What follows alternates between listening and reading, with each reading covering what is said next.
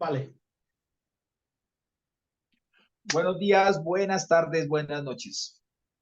Les hablamos de 12 tribus, Bene Israel. Somos discípulos, estudiantes, todos aprendiendo de la palabra del Señor, estudiando la profundidad con el celo, el temor, la reverencia y desde luego el corazón de deseo de obedecerla para poder entender que el Señor revela su palabra a sus siervos y queremos ser esos siervos.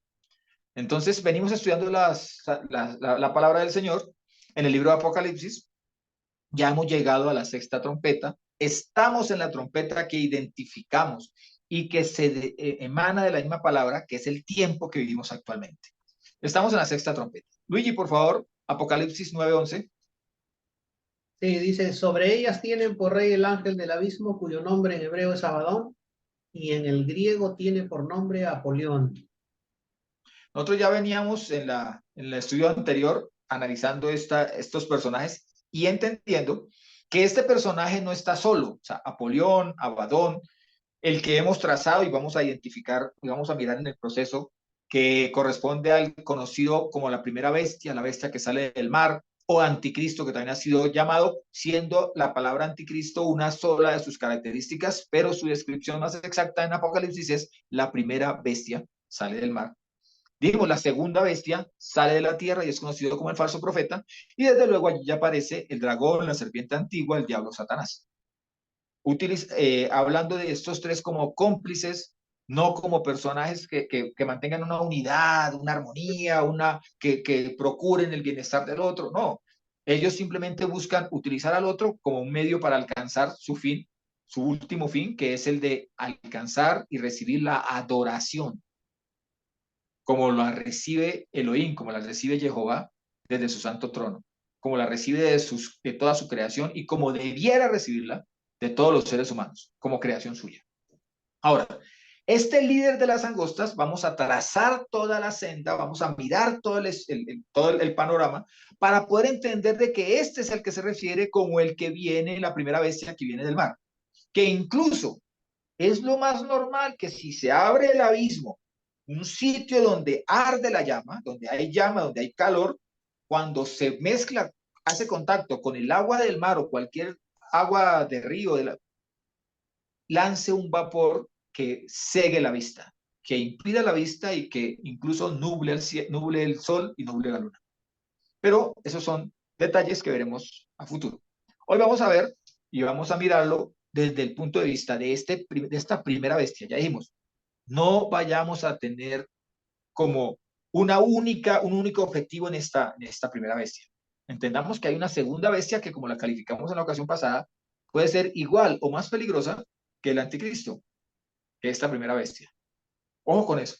Y en su momento tendremos que verlo en detalle. Apocalipsis 12, 1, 4, por favor, Luigi, saltamos al 7. Sí, dice, y del mar vi que subía una bestia que tenía 10 cuernos y 7 cabezas. Sobre sus cuernos habían 10 diademas y sobre sus cabezas un nombre blasfemo. La bestia que vi era semejante a un leopardo, pero sus pies eran como de oso y su boca como boca de león. Y el dragón le dio su poder y su trono y una gran autoridad. Y vi una de sus cabezas como herida de muerte, pero su herida de muerte fue sanada. Y toda la tierra se maravilló en pos de la bestia y adoraron al dragón que había dado la autoridad a la bestia. Y adoraron a la bestia diciendo, ¿quién como la bestia y quién podrá luchar contra ella? Y se le concedió hacer guerra contra los santos y vencerlos. También le fue dada autoridad sobre toda tribu y pueblo y lengua y nación. Se le dio autoridad a quién? A esta primera bestia. Es la misma, lo que les digo, que hace referencia al anticristo. Ahora, ¿qué significa anticristo? Ese es en el griego. En el griego anticristo viene la palabra anti, que significa el que sustituye o el que separa opuesto a o el que oculta a, ¿sí? O separa delante de. Eso es anti. Y la otra palabra, desde luego, el Cristos, que es ungido, ha sido conocido así como ungido, en el hebreo, el Mesías, el Mashiach, ¿sí? Ahora, significa literalmente aquel que sustituye o se opone al ungido, al Mesías, a Mashiach, a Yeshua. Porque aquí hay que ponerle nombre a ese cargo de Mesías. Mesías es un cargo, es un dignatario, es una tarea, es un ministerio, Mashiach. Pero el nombre de aquel que es el Hamashiach, el que está por encima de todos, se llama Yeshua. Entonces, es el que viene a ocultar, a sustituir, a aparentar ser el Mesías, el ungido. Ojo con eso, se hace aparentar para ser. Pero también es el que, la palabra antes significa el que viene antes de, el que se pone antes de, el que no deja ver al personaje real. Entonces, esa es la labor que quiere cumplir y que ya estamos advertidos, va a ser el enfoque y va a ser la misión de este ser que nace, que viene del mar, de lo profundo del mar. Lorena, ¿nos regalas, por favor, primera de Juan 2, 15, 23?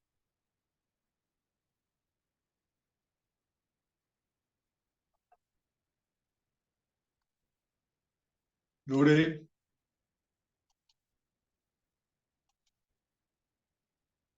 Lorenilla, Ay, perdón, me olvidé quitar el...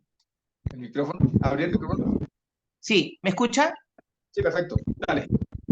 No améis al mundo ni las cosas que hay en el mundo. Si alguno ama al mundo, el amor del Padre no está en él, porque todo lo que hay en el mundo, la codicia de la carne, la codicia de los ojos y la soberbia de la vida, no viene del Padre, sino del mundo. Y el mundo está pasando y sus deseos, pero el que hace la voluntad de Dios permanece para siempre. Hijitos, ya es la hora postrera. Y según habéis oído que el anticristo viene, así han surgido ahora muchos anticristos, por lo cual sabemos que es la hora postrera.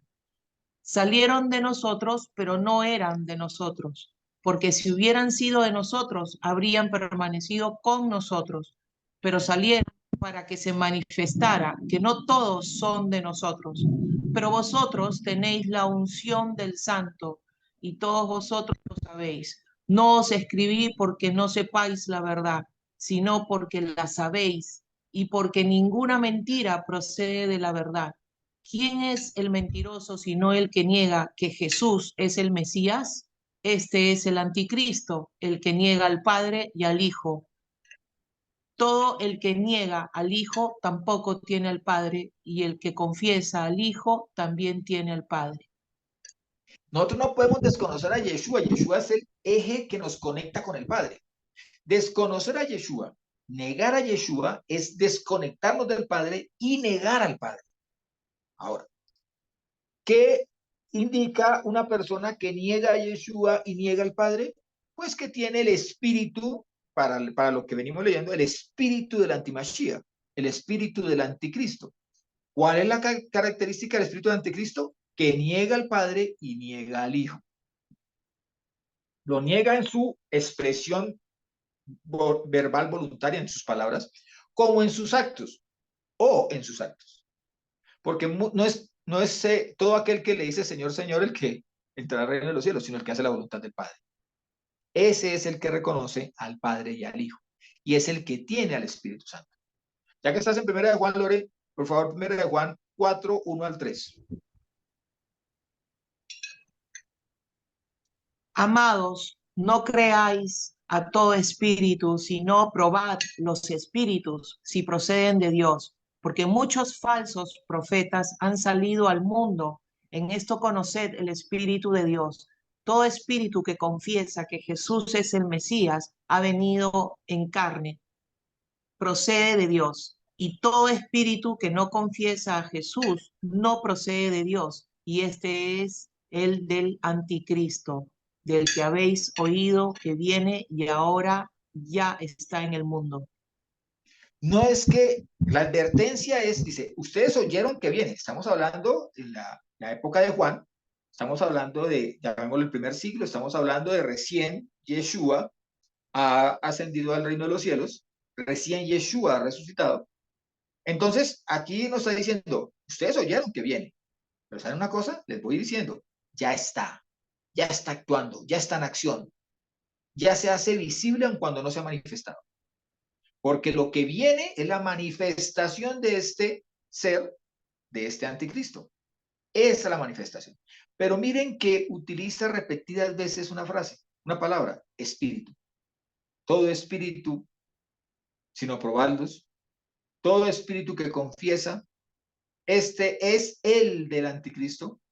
Entonces, tenemos que ir identificando al anticristo, al antimashiach, a la primera bestia, en su tiempo. ¿Cuál tiempo? Antes de la venida de Yeshua. ¿Y eso a qué corresponde? A los tiempos del fin. Lo acabamos de leer en 1 de Juan 2. Ahora, en 1 Juan 4, ¿qué nos dice? ¿Cuál es su característica? Que niega a Yeshua. En la primera dice que niega a Yeshua, al Padre y a Yeshua.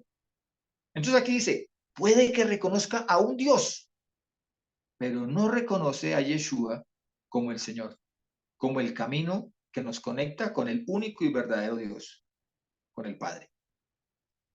Entonces, ya vamos a ir trazándonos una idea de cuáles serían las características no solamente de los anticristos, sino del anticristo. Ahora, también nos está indicando el mismo Juan que, si bien es cierto, han existido muchos anticristos, el porcentaje, el crecimiento en cantidad y en atrevimiento de doctrina de los anticristos será mayor en los tiempos postreros, en los tiempos finales, en los tiempos que vivimos actualmente. Incluso llegan al punto de atreverse a hacerse llamar siervos del Altísimo, siervos de Dios, siervos de la palabra. Pero cuando nosotros vemos sus enseñanzas, son las enseñanzas que desconocen a Yeshua. Lo desconocen. Le atribuyen más a ciertos artificios que pueden parecer como agüeros condicionales que extraen de la Biblia, los sacan de contexto, les pasan por la licuadora y vuelven y lo lanzan y ya son otro producto diferente y empiezan a enseñarle al mundo a vivir por esas condiciones de hombres y no por la palabra del Señor. Ejemplos hay muchos y les pongo uno sencillo. Una persona está en mala situación económica, uy, no, hermano, es que usted no diezma. Porque creemos que un resultado de diezmar, en la medida en la que enseña la religión, como enseña la religión, el resultado va a ser prosperidad económica. Un evangelio materialista que no está en las escrituras. Un evangelio de prisión, un evangelio de condenación, un evangelio de imposición que no está en las escrituras.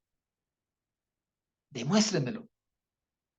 Y nos daremos cuenta de que el evangelio que se está enseñando en muchos casos es un evangelio de la primera bestia. Materialista, de prosperidad.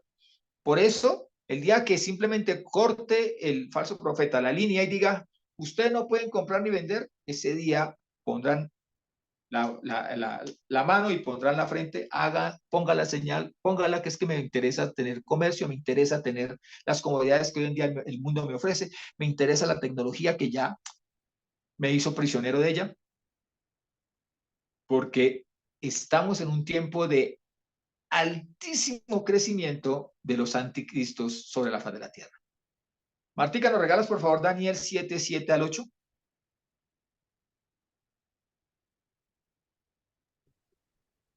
Después de eso, vi más visiones nocturnas, y aquí la cuarta bestia, espantosa y terrible y fuerte en gran manera, teniendo grandes dientes de hierro con los cuales devoraba y descuartizaba, y lo sobrante lo aplastaba con sus patas.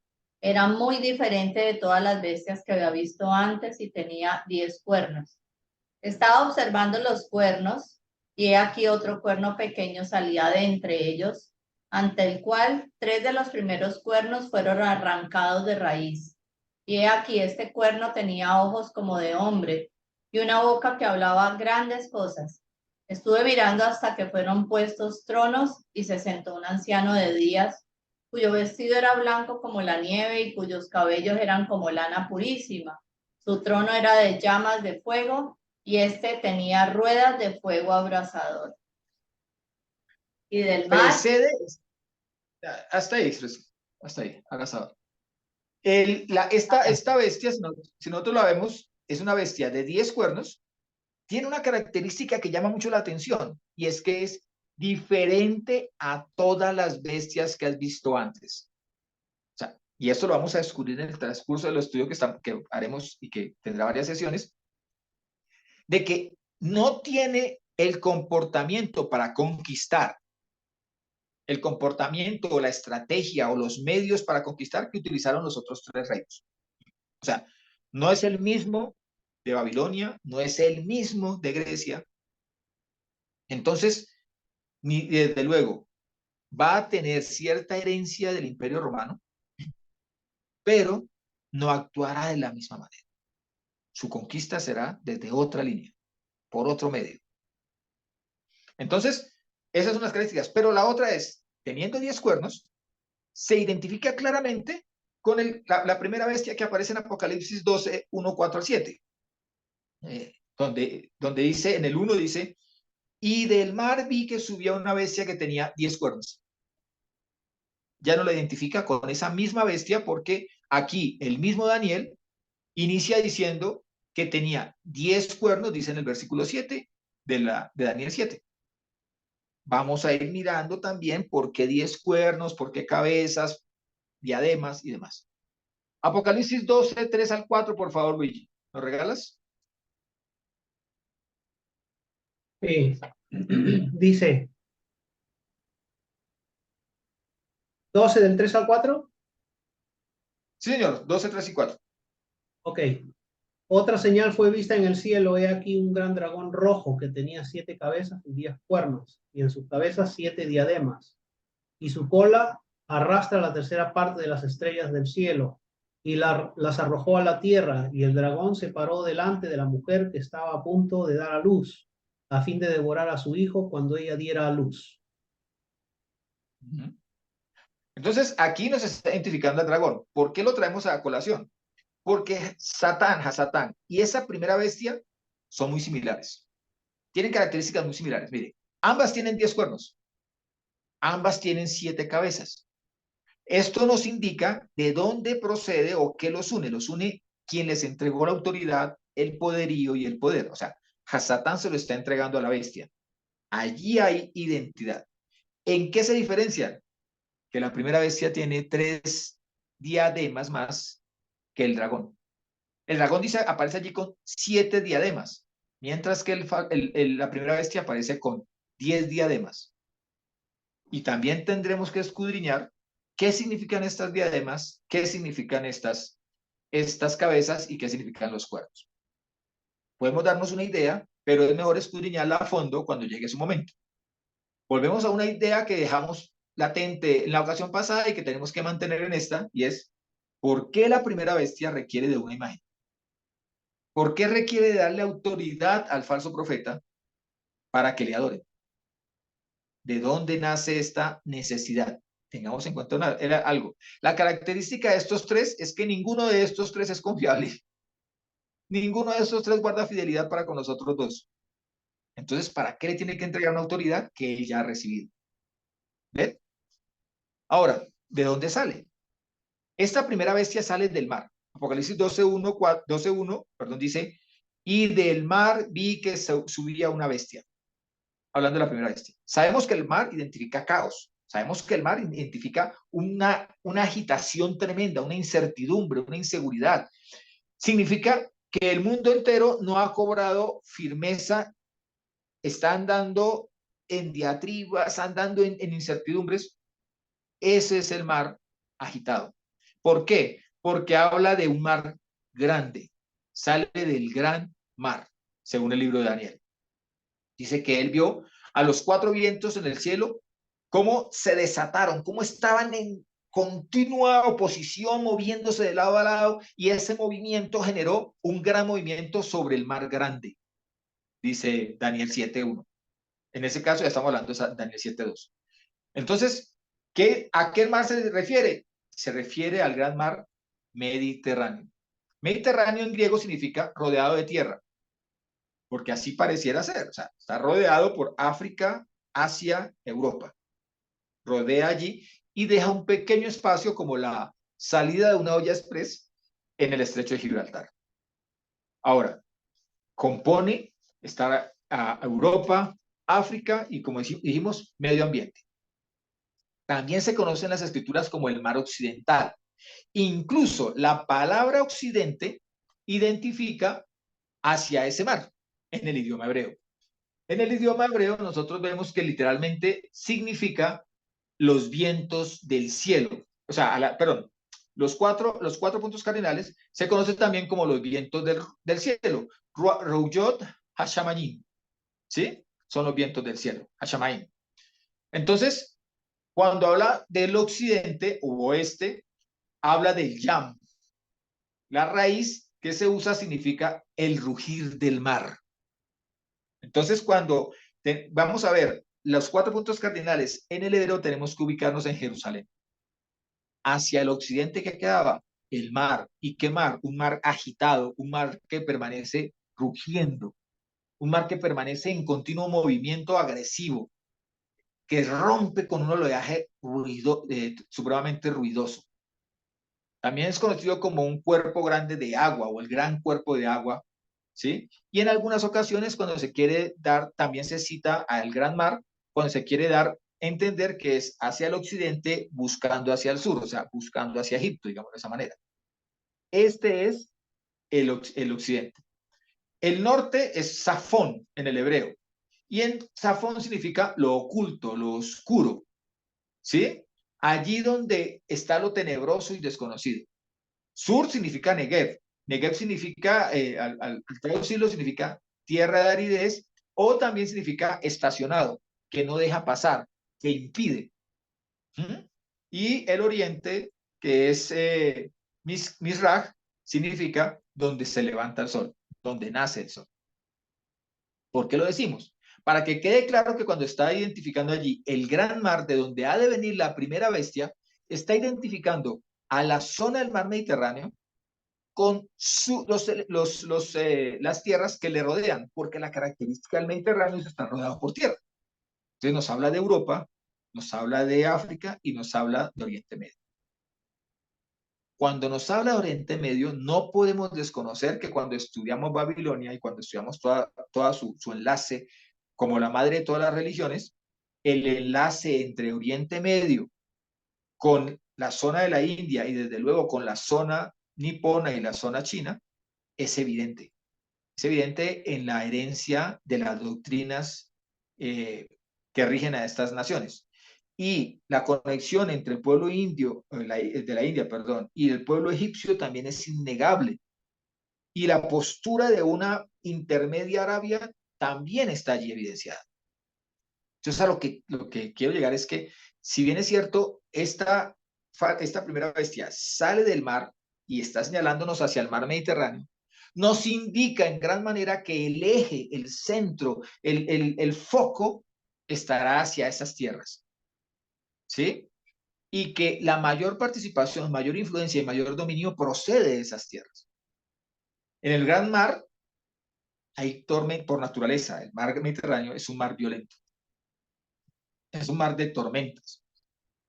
Incluso la palabra del Señor nos habla de naufragios y nos habla de uno como el de Pablo, en el cual Pablo sufre por las tormentas, por la neblina, por los vientos que llegan a esta zona, pero logra sobrevivir porque el Señor le advierte que habrá de guardar su vida porque es necesario que vaya a testificar.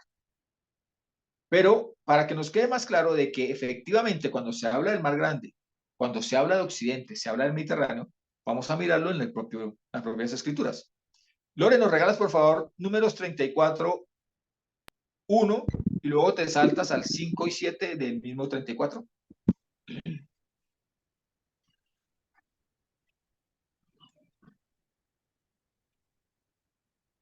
Números 34 de 1, 5 a 7. Habló Yahweh a Moisés diciendo, manda a los hijos de Israel y diles, cuando entréis en la tierra de Canaán, esta es la tierra que os ha de caer en herencia.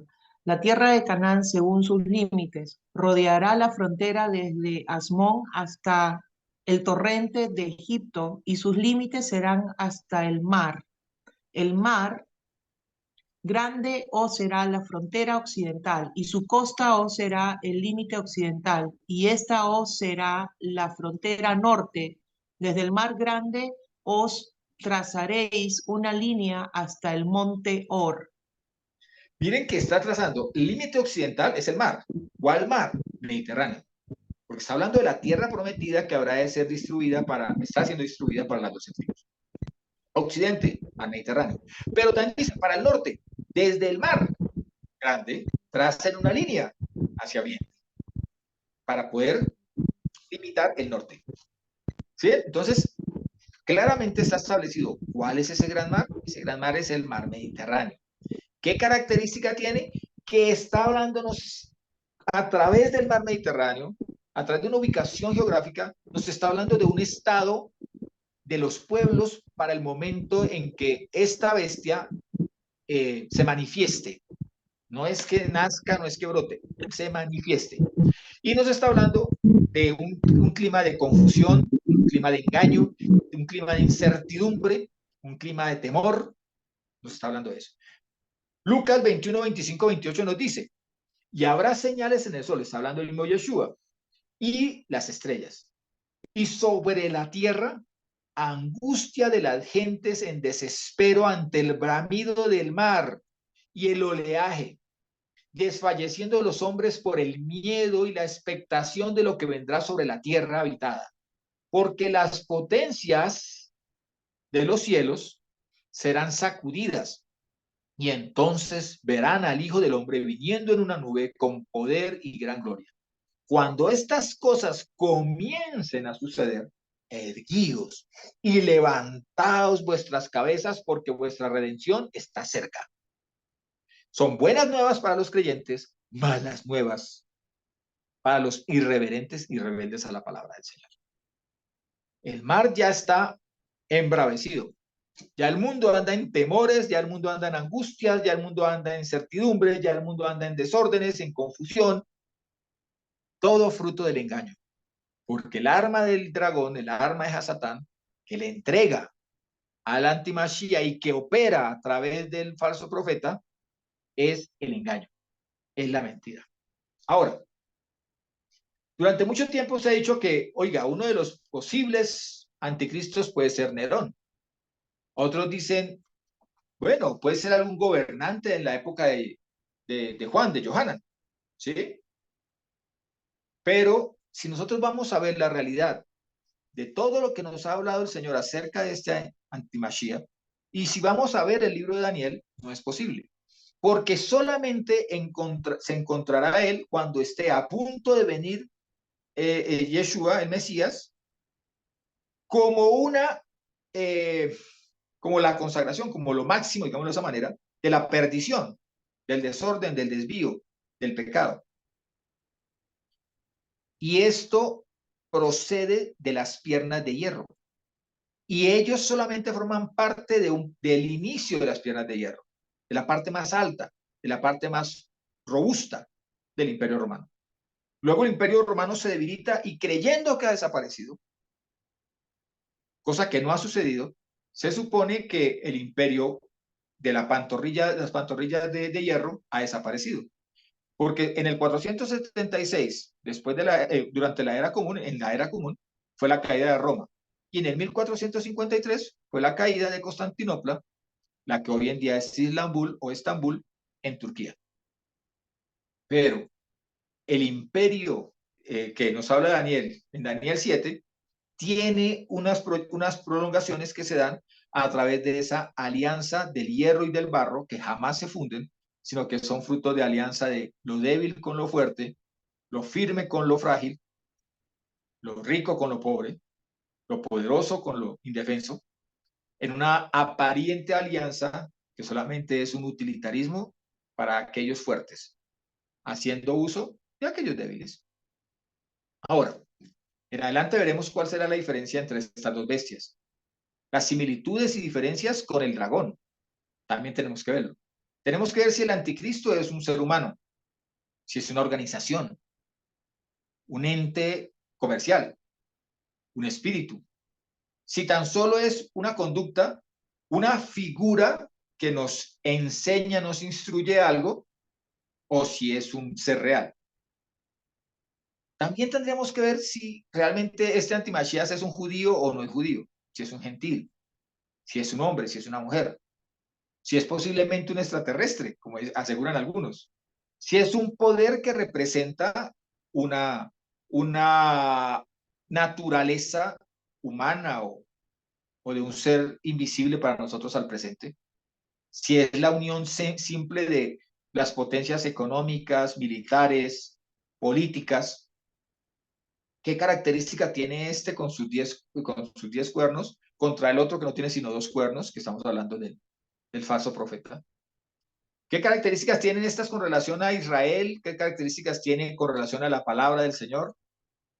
Y lo que les digo, si es alguno de las naturalezas antes descritas, y eso lo podemos definir, lo vamos a definir esa parte de la palabra. Para ya darles un entendimiento, también hay quienes al presente le ponen nombre, apellido, cargo y figura a este anticristo. Y dicen que es un señor que es el consentido del World Economic y el foro este, ¿sí? Foro este de economía. Y su nombre es Yuval Noah Harari. Este tipo es un israelita, ateo, catedrático, es profesor de la Universidad Hebrea de Jerusalén y es escritor. Pero actualmente incluso es el hombre de moda porque es el hombre al cual lo entrevista en todos los medios donde se quiere propagar, donde se quiere dar a conocer para dónde supuestamente van las naciones de la tierra. Entonces a este hombre le preguntan un día, le dicen, ¿quién es Dios? Y él respondió, Dios es un cuento inventado por personas miles de años atrás que tiene una importancia inmensa en la historia y que ha generado mucho bien, así como algunas cosas malas. Incluso la gente religiosa fácilmente estaría de acuerdo con que todos los dioses en la historia son ficciones humanas, con la excepción del suyo. Por ejemplo, algunos dirían que Dios está tan distante de la capacidad de comprensión de los humanos que aunque sí exista, todo lo que dicen sobre Dios es su propia proyección. ¿Sabes? La gente le tiene odio a alguien y dice, Dios te odia. Dios odia a los judíos o a los homosexuales. Mire, él simplemente se está describiendo a sí mismo. La gente me odia porque soy judío o me odia porque soy homosexual.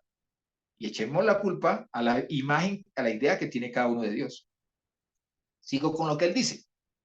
Y no es cierto, porque cualquier Dios castigaría, por ejemplo, a 2 mujeres por amarse. Esta idea de que Dios odia es un cuento inventado por los humanos.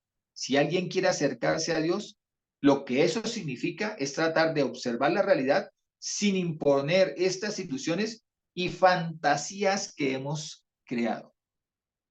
O sea, en pocas palabras, lo que él está diciendo es, cualquier creencia que tú tengas, aquí no está describiendo solamente al Dios de la Biblia, cualquier creencia que exista, es tan inventada, es inventada incluso para que el hombre excuse sus propios pecados, sus propios defectos, no para que se transforme, no para que se convierta, no para que se santifique, simplemente para que excuse, para que disfrace sus propios pecados.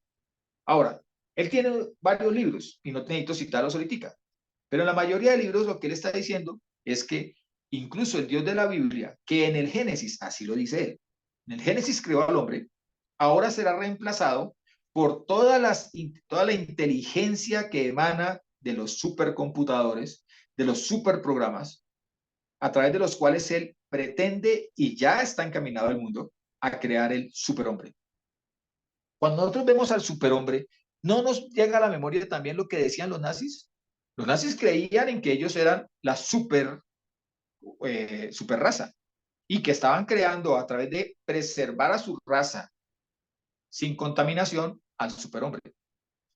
Emanado de aquella, digamos así, mística creencia de que ellos procedían de una raza que en últimas procedía de la Atlántida y que había entrado a Europa a través de los del norte, de los normandos, de los escandinavos, y que ellos podían determinar por características físicas quién era el superhombre, la raza perfecta. ¿Mm? Y es lo mismo que quiere crear este tipo de personajes. Así también estamos ahorita con aquello de la mezcla entre máquina y ser humano, que cuando la máquina se mezcla con el ser humano ya no es ser humano. Realmente es una máquina porque depende de quién tenga el control, así puedes identificar qué eres. Y la máquina es la que va a tener el control. Tenemos para muchos a este ser, a esta persona, como la manifestación del anticristo. ¿Y por qué se ve como la manifestación del anticristo? Por lo que dice 1 de Juan 2:1. Cuando dice, bueno, vamos a leer del 2:1 al 21 ya para terminar, porque lo que viene en adelante en nuestros estudios es, entre todos, determinar, descubrir, individualizar al falso profeta, al anticristo o antimesías y al dragón. Volvemos a lo mismo que hemos hablado, las escrituras nos revelarán toda la verdad. El Espíritu nos revelará el contenido real de las Santas Escrituras. Las Escrituras por ellas mismas explicándose. En 1 Juan 2:1 al 21 dice, amados, no creáis a todo espíritu, sino probad los espíritus si proceden de Elohim, de Dios. Porque muchos falsos profetas han salido al mundo. En esto conoced el espíritu de Elohim. Todo espíritu que confiesa que Yeshua es el Mesías y ha venido en carne, este espíritu procede de Elohim, procede de Dios. Pero todo espíritu que no confiesa a Yeshua no procede de Elohim. Y este es el del anticristo, del que habéis oído que viene y ahora ya está en el mundo. Ahora vienen las buenas nuevas. Hijitos, vosotros procedéis de Elohim, procedéis de Dios, y los habéis vencido, pues mayor es el que está en vosotros que el que está en el mundo. Ellos proceden del mundo, por eso hablan de parte del mundo, y el mundo los escucha. Nosotros procedemos de Elohim, de Dios. El que conoce a Elohim, en el mundo nos escucha. Nosotros procedemos de Elohim. El que conoce a Dios nos escucha. El que no procede de Elohim no nos escucha. Por eso conocemos el espíritu de la verdad y el espíritu del error. Amados, amémonos unos a otros, porque el amor procede de Elohim, procede de Dios. Todo el que ama es nacido de Dios y conoce a Dios. Estamos en el tiempo en el cual se cumple la profecía de Mateo 24, donde dice, el amor de muchos se apagará. La característica que nos blinda contra el antimesías es mantenernos en el amor, porque el mismo Juan más adelante dice, porque Dios es amor. Mantengámonos el amor mutuo entre hermanos, alimentemos el amor. El conocimiento acá en el cerebro sin transformación del corazón es mera literatura.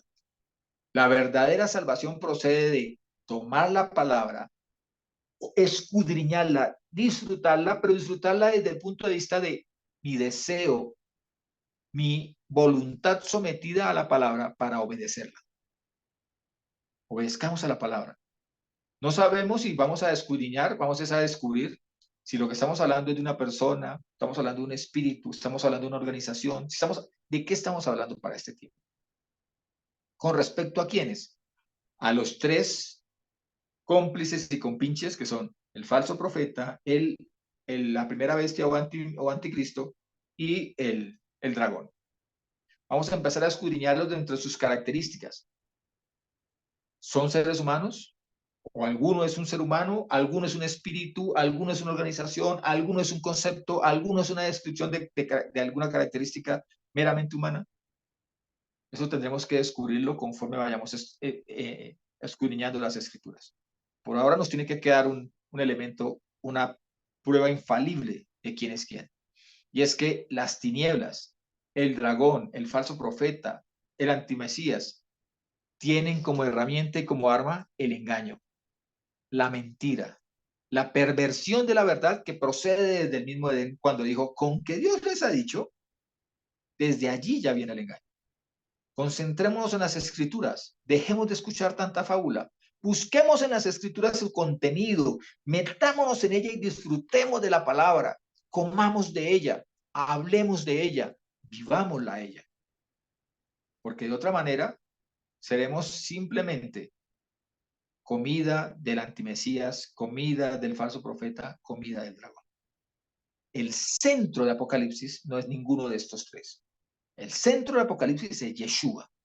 El que identifica quién es el corazón con que nos acercamos a Yeshua, a su nombre, a su persona. Entendamos y tengamos claro a Yeshua y podremos desenmascarar al falso Mesías. Tengamos claro al Padre, tengamos claro al Hijo y podremos desenmascarar al falso profeta.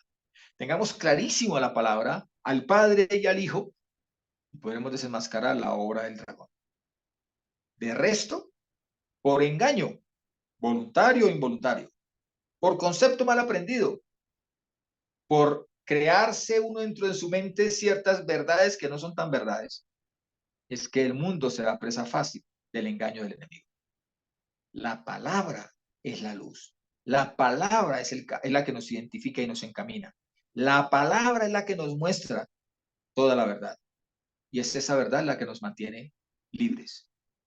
El Señor les bendiga. Estaremos entregados al conocimiento de quién es quién, cuáles son sus características para poder identificar de manera que salte, que se deduzca de las mismas escrituras quién es quién, de quién o de qué estamos hablando. Shalom, mis hermanos. Bendiciones.